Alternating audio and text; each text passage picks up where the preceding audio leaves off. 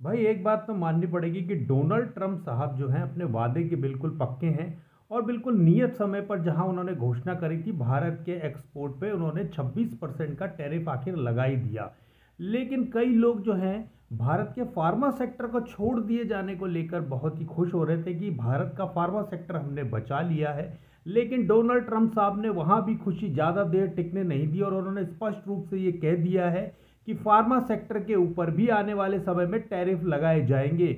और आपको जानना चाहिए कि भारत का जो एक्सपोर्ट है 23-24 में अमेरिका को, वो तकरीबन 8.7 यूएस बिलियन डॉलर में है। यानी कि भारत के टोटल एक्सपोर्ट का 31% जो है वो फार्मा सेक्टर से आता है। अब ऐसी स्थिति में यदि भारत के फार्मा सेक्टर के ऊपर भी टैरिफ लग जाएगा तो आप समझ सकते हैं कि भारत की फार्मा सेक्टर को तबाह होने से शायद ही कोई बचा पाएगा। और एक दूसरी बड़ी खास इंपॉर्टेंट चीज़ की जो एपीआई हैं, यानी कि एक्टिव इंग्रेडिएंट जो है, फार्मास्यूटिकल इंग्रेडिएंट जो कि हम चाइना से इंपोर्ट करते हैं, यहाँ इंडिया में प्रोसेस करते हैं और फिर उसको यूएस में एक्सपोर्ट करते हैं। तो आप समझ सकते हैं कि यदि इस लेन देन में यदि चाइना ने कोई टैरिफ हमारे एपीआई के एक्सपोर्ट पर लगा दिया तो भारत के लिए चाइना से एपीआई इंपोर्ट करना अपने आप में बहुत महंगा होगा।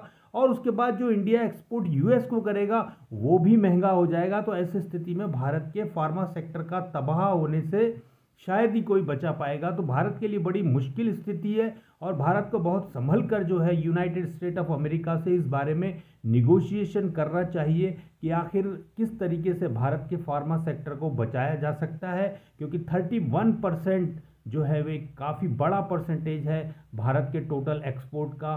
और देखना चाहिए कि भारत की फार्मास्यूटिकल इंडस्ट्री को किस तरीके से चाइनीज़ डिपेंडेंसी और यूएस डिपेंडेंसी से भारत बचा सकता है। भाई अभी कुछ कहना बड़ा मुश्किल है, लेकिन खतरा निश्चित रूप से बरकरार है। क्योंकि यदि इंडिया के फार्मास्यूटिकल एक्सपोर्ट्स पर अगर टैरिफ बहुत ज़्यादा लगता है, जैसा कि डोनाल्ड ट्रंप साहब ने संकेत दिया है, तो निश्चित रूप से आने वाला जो समय है वो भारत के फार्मा सेक्टर के लिए ठीक नहीं है। सो बी वेयर। तो मिलते हैं किसी ऐसे ही अगले शॉर्ट वीडियो में जिसमें हम लेकर आएंगे आपके लिए कुछ खास जानकारी। तब तक आपका समय शुभ हो।